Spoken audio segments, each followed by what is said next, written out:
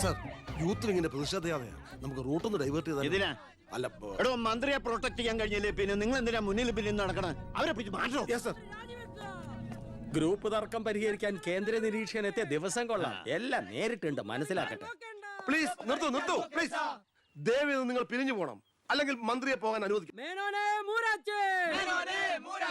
രാജിവെച്ചു പുറത്തു പോകും. വണ്ടി ഇവിടെ വരട്ടെ. ആ കടന്നു വരുന്ന ആളത്ര ശരിയല്ല.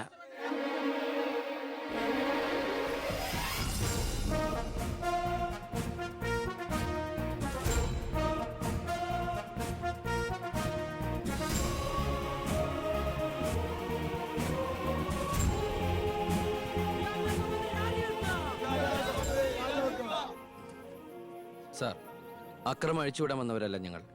മന്ത്രിയുമായി ഞങ്ങൾക്കൊന്ന് സംസാരിക്കണം. Hello, control room. C A Vijayan here. വിദ്യാഭ്യാസ മന്ത്രി ആരുടെ നെഞ്ചത്തൊക്കെയാ കയറാൻ പോണത്? നിങ്ങൾ എന്തിനാ എന്റെ വഴി തടയുന്നേ? വിദ്യാർത്ഥികളെ പോലീസ് മൃഗീയമായി മർദ്ദിച്ചു. ബോംബെറിഞ്ഞതിന്റെ പേരിൽ നിരപരാധികളെ പിടിച്ച് അത്തിട്ടിരിക്കുന്നതിന് നിങ്ങൾ ഉത്തരം പറയണം. അതൊക്കെ പോലീസ് വകുപ്പ് കൈകാര്യം ചെയ്യുന്ന മുഖ്യമന്ത്രിയോട് ചോദിക്കണം. അയാൾക്കെതിരെ സമരം ചെയ്യണം. ഓ, അവനെയും കൊണ്ടുവാ. നിങ്ങളുടെ അധികാര മോഹങ്ങൾക്ക് വേണ്ടി പാവം വിദ്യാർത്ഥികളെ കരുവാക്കാൻ നോക്കണ്ട. ബഹുമാനപ്പെട്ട വിദ്യാഭ്യാസ മന്ത്രി ഉദ്ദേശിച്ച പോലെ ഇതിന്റെ പേരിൽ ഒരു വിദ്യാർത്ഥി സംഘടനയും സമരം ചെയ്യില്ല, അക്രമങ്ങൾ അഴിച്ചുവിടില്ല. അവരെല്ലാം തിരിച്ചറിഞ്ഞു കഴിഞ്ഞു.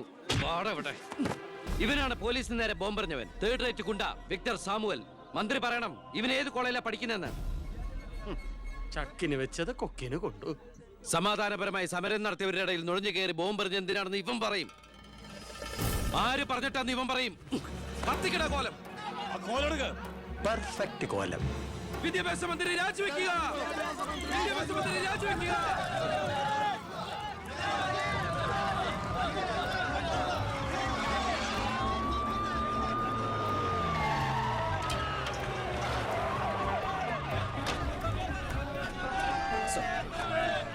എത്ര നേരം ഈ നടുറോട്ടിൽ കിടക്കുന്നത്? അടിച്ചു മാറ്റോ എല്ലാത്തിനും.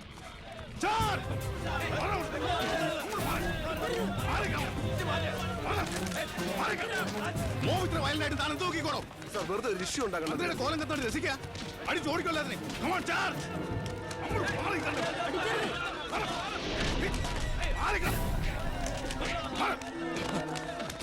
നമുക്ക് ഓടി രക്ഷപ്പെടാൻ നോക്കൂ. വേഗം ഓടിപ്പോടോ.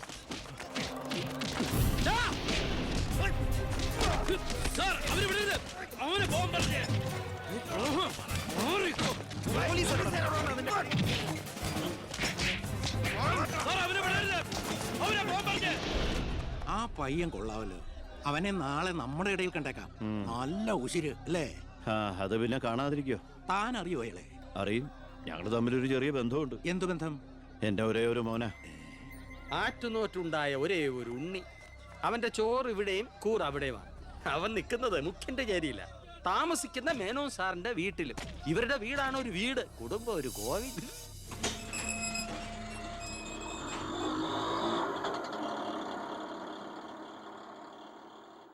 നിർത്തിക്കോ, മുമ്പിൽ വീടാ, ഇനി പോവില്ല.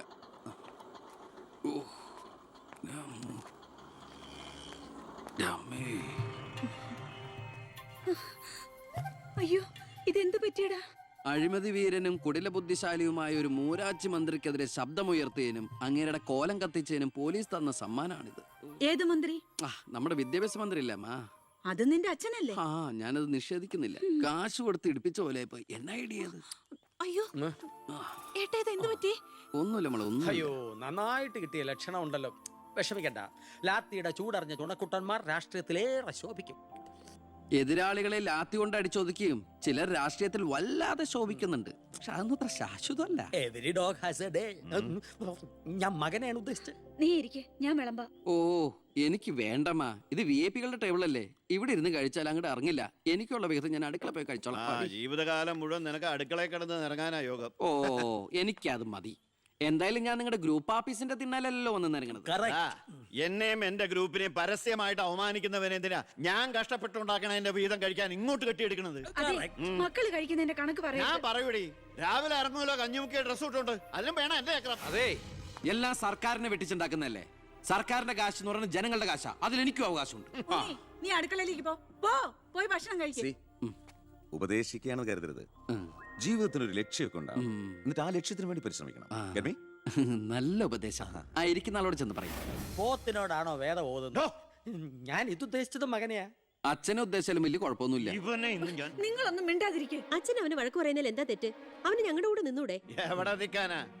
എനിക്കെതിരെ ആഞ്ഞടിക്കാനാ മുഖ്യനവനെ കരുവാക്കിയിരിക്കുക. ആരും അവിടെ ഞാൻ നിഷേധിക്കുന്നു. ഇവൻ എന്റെ മോൻ തന്നെയാണോ അതാ മുഖ്യറ്റം? ആ ചോദ്യം ലക്ഷ്മി തീറ്റ കഴിഞ്ഞ് ഇറങ്ങി പോടുന്ന.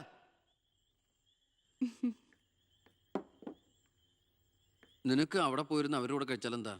എനിക്ക് അവരോട് ഇരുന്ന് ശരിയാവില്ല ഏട്ടാ. അവരൊക്കെ വലിയ വലിയ കാര്യങ്ങളെ പറയണേ. എനിക്കതൊന്നും മനസ്സിലാവില്ല. എടി, അവരെന്താ പറയണേന്ന് അവർക്ക് എന്നെ മനസ്സിലാവണില്ല. അതാ നിനക്ക് മനസ്സിലാവാത്തത്. അതെന്താ നീ മനസ്സിലാക്കാത്തേ? ചുമ്മാ ഇരിയേട്ടാ. നിന്റെ ഈ വൃത്തിയുടെ സ്വഭാവം കാരണം ഞങ്ങളുടെയൊക്കെ കുട്ടികളെ ഊട്ടി നിർത്തി പഠിപ്പിക്കുന്നത് നിന്നെ മാതൃകയാക്കി നശിക്കാതിരിക്കാൻ. അതേതായാലും നന്നായി. അവരെന്നെ കണ്ട് പഠിക്കുന്നതിനേക്കാൾ കുഴപ്പാ അവരവരുടെ അച്ഛനെയും അപ്പൂപ്പനെയും കണ്ട് പഠിക്കുന്നത്. ഓ, ഈനാമ്പച്ചിക്ക് മരപ്പെട്ടി കൂട്ട്. ഏയ്, എന്റെ മൂത്തളീനെ മരപ്പെട്ടി വിളിച്ചാണ്ടല്ലോ. ഓ, തുടങ്ങിയ പിന്നെ തമ്മി കണ്ട കീരിയും പാമ്പോ. നിനക്കിത് എന്തിന്റെ കേടാടാ? എപ്പോ നോക്കിയാലും കൂടപ്പറപ്പളുമായിട്ട്. അത് പോട്ടെ, അച്ഛനെതിരെ നീ. അമ്മേ, ഞാൻ അച്ഛനെതിരല്ല. അച്ഛന്റെ നയങ്ങളോടാണ് എതിർപ്പ്. അച്ഛന്റെ രാഷ്ട്രീയ നേട്ടങ്ങൾക്ക് വേണ്ടി അച്ഛൻ കാട്ടിക്കൂട്ടുന്ന നെറുകേടുകൾക്കെതിരെ ഞാൻ അറിയാതെ ചോദിച്ചു പോവുകയാണ്. ചോദിച്ചു പോണ്ട, അവിടെ ഇരുന്ന് കഴിക്കേ. പറഞ്ഞ പോലെ കഴിച്ചിട്ട് പോവാം. എടാ, നിന്റെ അച്ഛൻ എത്ര നെറുകേട് കാണിച്ചാലും അങ്ങേര് കഷ്ടപ്പെട്ടുണ്ടാക്കണതല്ലേ നീ ഇപ്പൊ കഴിക്കണത്? അത് മാത്രം പറയരുത് അമ്മേ. അമ്മേ, ഞാൻ കഴിക്കണത് അമ്മയ്ക്കുള്ള കഞ്ഞിയുടെ ഒരു വിഹിതമാണ്. എനിക്കൊരു നല്ല കാലം വരുമ്പോ ഞാൻ ഈ കഞ്ഞി മുഴുവൻ അമ്മയ്ക്ക് ചോറായിട്ട് തിരിച്ചു തരും. അതുവരെ എന്റെ വയറിനൊരു ലോൺ.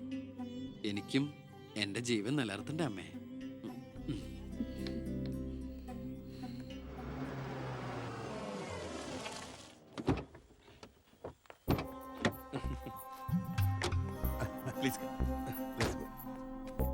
ഇത് അനിൽ മുഖർജി, നമ്മുടെ പെപ്കോ കോള കമ്പനിയുടെ സിഇഒ. ഈവനിങ് ഫ്ലൈറ്റിന് ഡൽഹിയിൽ നിന്ന് വന്നതേ ഉള്ളൂ. അത് ശരി. This is my co brother collector Gopinath. Oh, hello. How are you? Fine. ഞാൻ പറഞ്ഞിരുന്നില്ല അച്ഛാ, ഇവരൊരു പുതിയ പ്ലാന്റ് കൂടി ഓപ്പൺ ചെയ്യുന്ന വിവരം. അയ്യോ, അത് ഉടനെ വേണോടാ. ഇപ്പൊ തന്നെ കോട്ടപ്പുറത്ത് കുടിവെള്ളമില്ലെന്നും പറഞ്ഞ് ജനങ്ങൾ മുറവിളി കൂട്ടുക.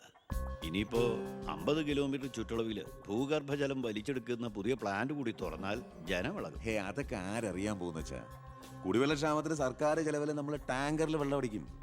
എന്നാലും അല്ല അച്ഛാ, പെർമിഷൻ കൊടുക്കാന്ന് പറഞ്ഞൊരു 2 കോടി രൂപ ഞാൻ ഇവരുടെ കയ്യിൽ നിന്ന് വാങ്ങിയിരുന്നു. ചെറാക്കുളം ഫൈനാൻസേഴ്സിന്റെ കാസർഗോഡ് ശാഖ തുടങ്ങിയത് ആ പണം കൊണ്ട്. അച്ഛന് താല്പര്യമില്ലെങ്കിൽ ഞാൻ ആ പണം പിൻവലിച്ച് തിരിച്ചു കൊടുത്തേക്കാം. അത് വേണ്ട. പിന്നെ ആ വ്യവസായ മന്ത്രി ദിവാകരന് ഒരു തുക കൊടുക്കേണ്ടി വരുമെന്ന് പറഞ്ഞേക്ക്. കൺഫേം. Thank you. എല്ലാം കേട്ടു, ഒന്നും നടക്കില്ല. കുച്ച് നഹീ, കം ഓൺ. Good night. അല്ല, അതെ, നാളെ ഒരു വഴിതടയൽ സമരമുണ്ട് KK റോഡില്. ബഹുമാനപ്പെട്ട മന്ത്രി അച്ഛൻ അതുവഴിയൊന്നും വന്നേക്കരുത്. പിന്നെ മന്ത്രിയുടെ കാറ് മകൻ തടഞ്ഞു എന്നും പറഞ്ഞ് രാത്രി ഉണ്ണാൻ വന്നിരിക്കുമ്പോ എന്റെ കഞ്ഞിൽ പാച്ചിടാൻ വന്നിട്ടുണ്ടല്ലോ. കഞ്ഞി കുടിച്ചിട്ടേ പോകുള്ളൂ. കേന്ദ്ര സർക്കാരിനെ എതിർക്കാൻ വേണ്ടി മാത്രം പെട്രോൾ വില വർധനയ്ക്കെതിരെ സമരം ചെയ്യുന്ന മറ്റ് സംഘടനകളും ഒന്ന് ഓർക്കണം. അവരുടെ സർക്കാർ ഭരിച്ചിരുന്നപ്പോഴും ഇവിടെ അടിക്കടി വില വർദ്ധിപ്പിച്ചിട്ടുണ്ടെന്ന് എന്ന് കരുതി കേന്ദ്ര സർക്കാരിനെ ന്യായീകരിക്കുകയല്ല ഞാൻ. നമുക്കെല്ലാവർക്കും അറിയാം, പെട്രോളിന് വില കൂടുമ്പോൾ ഇവിടെ ഉപ്പ് തൊട്ട് കർപ്പൂരം വരെയുള്ള സാധനങ്ങൾക്ക് അമിതമായ വില കൂടുമെന്ന്. ഓട്ടോ ചാർജ് വർധന, ബസ് ചാർജ് വർധന, ഇതൊന്നും ഇവിടുത്തെ സാധാരണ ജനങ്ങൾക്ക് താങ്ങാൻ കഴിയില്ല. എന്നും സാധാരണക്കാർക്ക് വേണ്ടി നിലകൊള്ളുന്നവരാണ് നമ്മൾ. ഭരണകക്ഷിയായാലും നമ്മൾ ഇത് ഇപ്പോഴൊന്നും തീരുന്ന ലക്ഷണമില്ല. ഇപ്പൊ തന്നെ ലേറ്റാ. ഇന്ന് പരീക്ഷാ ദിവസമായിട്ട് ടീച്ചറെ ഒന്ന് പറഞ്ഞു നോക്കിയാലോ? ഞാൻ പറയാം. 947 നമ്മുടെ മഹാത്മജി നമുക്ക് വാങ്ങി തന്ന സ്വാതന്ത്ര്യം നീണ്ട സമരങ്ങളിലൂടെയാണ്. നിങ്ങൾ വാഹനങ്ങൾ കടത്തിവിടണം. ഇതൊരു പബ്ലിക് റോഡല്ലേ? ഇതൊരു പബ്ലിക് മാറ്ററാ. പബ്ലിക്കും കൂടി സഹകരിക്കേണ്ട വിഷയം. പബ്ലിക്കിനെ ബുദ്ധിമുട്ടിച്ചിട്ടാവരുത് വഴിയോര പ്രസംഗം. ഇങ്ങനെ നടുറോഡിൽ വെച്ചിട്ടാണോ പബ്ലിക് മീറ്റിംഗ് നടത്തുക? പബ്ലിക്കിന് വേണ്ടിയിട്ടാണ് മാഡം പബ്ലിക്കായ കാര്യങ്ങൾ പബ്ലിക്കായി പറയുന്നത്. ഇത് പബ്ലിക്കിന്റെ മുന്നിൽ വെച്ച് പബ്ലിസിറ്റിക്ക് വേണ്ടി ഉണ്ടാക്കുന്ന പബ്ലിക് ന്യൂസൻസ് ആണെന്ന് പബ്ലിക്കിന് മൊത്തം അറിയാം. ഏതാ ഈ പബ്ലിക്? ചുമ്മാ ഒരു കാര്യമില്ലാതെ ഒരു ഉടക്ക്. ഒരു കാര്യമില്ലാണ്ട് ഉടക്കാൻ പെങ്ങളെന്താ പ്രതിപക്ഷ നേതാവിന്റെ മോളാണോ? എന്താ പെങ്ങളുടെ പ്രശ്നം? നിങ്ങൾക്ക് ഇതുപോലെ ഓഡിറ്റോറിയത്തിൽ വെച്ച് നടത്തിയാലെന്താ? എഴുതി വെച്ചിരിക്കണ കണ്ടില്ലേ? വഴിതടയൽ സമരം ഒന്ന്. വഴിതടയൽ സമരം എങ്ങനെ ഓഡിറ്റോറിയത്തിൽ വെച്ച് നടത്തണത്? എന്റെ കുട്ടികൾക്ക് ഇത് പരീക്ഷയാണ്. എന്നിട്ട് കുട്ടികളെ ബസ്സില്. ഓ എന്റെ ഈശ്വര, ഒരു വണ്ടി നിറയെ കുട്ടികളോ? അല്ല, അപ്പൊ കുട്ടികളുടെ അച്ഛൻ എന്താ പണി? ഇതൊക്കെ തന്നെയായിരിക്കും. അല്ലാതെന്താ? ചുമ്മാരിടാ. നാം ഒന്ന് നമുക്കൊന്നെന്ന് ഗവൺമെന്റ് പരസ്യം ചെയ്യുന്ന ഈ കേരള സംസ്ഥാനത്ത് ഒരു വണ്ടി നിറയെ കുട്ടികളുമായി വന്നിരിക്കുന്ന ഒരമ്മ നമുക്കിത് വാർത്തയാക്കണം. അതെന്റെ സ്കൂളിലെ കുട്ടികളാ. അയ്യോ, അത് ഞാൻ അറിഞ്ഞില്ലാട്ടാ. കൊച്ചുകുട്ടികളുടെ ഭാവി തകർത്തിട്ടാവരുത് നാട് നന്നാക്കല്. പെങ്ങൾ ഇപ്പൊ പറഞ്ഞത് ന്യായം. ഇന്നത്തെ കുട്ടികളാണ് നാളത്തെ പൗരന്മാർ. അവരാണ് ഇന്ത്യയെ നയിക്കേണ്ടവർ. ആ പൗരന്മാർക്ക് വേണ്ടി ആ വണ്ടി ഒന്നാണ്ട് കടത്തി വിടറാ. അങ്ങോട്ട് ചെല്ലു പെങ്ങൾ അങ്ങോട്ട് പൊക്കോളൂ. അപ്പോൾ ഞാൻ പറഞ്ഞു നിർത്തിയ ഇതുപോലുള്ള സമരങ്ങൾക്ക് ജനപിന്തുണയുണ്ടാകണം. ഒറ്റക്കെട്ടായിട്ട് നിന്ന് പോരാടണം. പ്രിയപ്പെട്ട നാട്ടുകാരെ, ഞാൻ പറയുകയാണ്, ഞാൻ ചോദിച്ചു പോവുകയാണ്. പ്രിയപ്പെട്ട നാട്ടുകാരെ, ഞാൻ പറയുകയാണ്, ശ്രീമതി ഇന്ദിരാഗാന്ധി ഇവിടത്തെ പ്രധാനമന്ത്രിയായിരുന്നപ്പോൾ ഇവിടെ എന്തിന്റെ കുറവുണ്ടായിരുന്നു? ഞാൻ ചോദിക്കുകയാണ്. എന്താടി? അയ്യോ, ഇത് പിടിച്ച്. അതെ, നിങ്ങളെല്ലാരും ഇവിടെ ഇരി, ഞാനിപ്പോ വരാം. പിന്നെ കയറിക്കോ.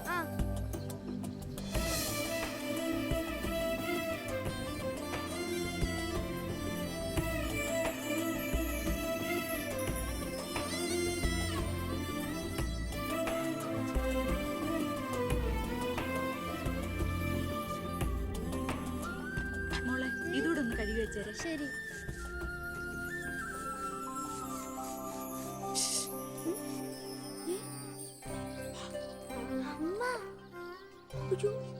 ഇനി മോള് പോയി പഠിച്ചോളൂ, അമ്മ കഴിക്കോളാം. ശരി. എന്താ? ഇതേ ആരും കാണാതെ വേണം വായിക്കാൻ. ആളാകെ 1.5 ചാണയുള്ളൂ. ഇപ്പോഴേ വളഞ്ഞ കാന്താരിയ. അതുകൊണ്ടല്ലേ അവൻ കൊടുത്ത കത്ത് മേടിച്ച്. ദേവകമേ, കുട്ടികളായതുകൊണ്ട് ഞാൻ ക്ഷമിച്ചു. ഇനി വളരുമ്പോഴും അവര് ബന്ധം തുറന്നാ കുഴപ്പാ. നമ്മളായിട്ട് അതിന് സാഹചര്യം ഉണ്ടാക്കണ്ട. അതുകൊണ്ട് ദേവകമ്മ കൊടുത്ത് പൊക്കോളൂ. ലക്ഷ്മി ഒന്നും പറയണ്ട.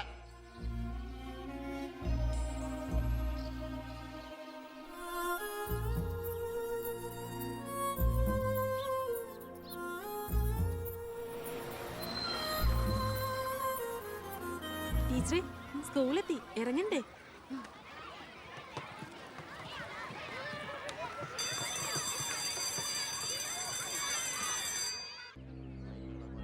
ഓ, എത്തിയോ പട രാവിലെ തന്നെ.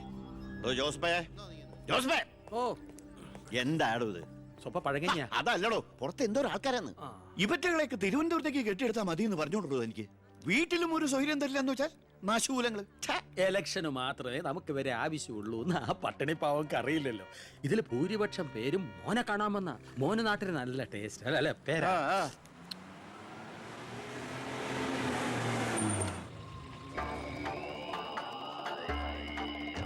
വെണ്ടർ ചാണ്ടിയല്ലേ വരുന്നത്?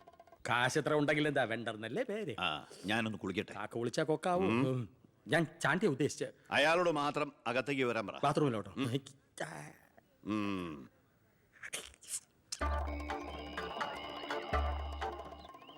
കാർഷിക കടമല്ലേ? അതെ.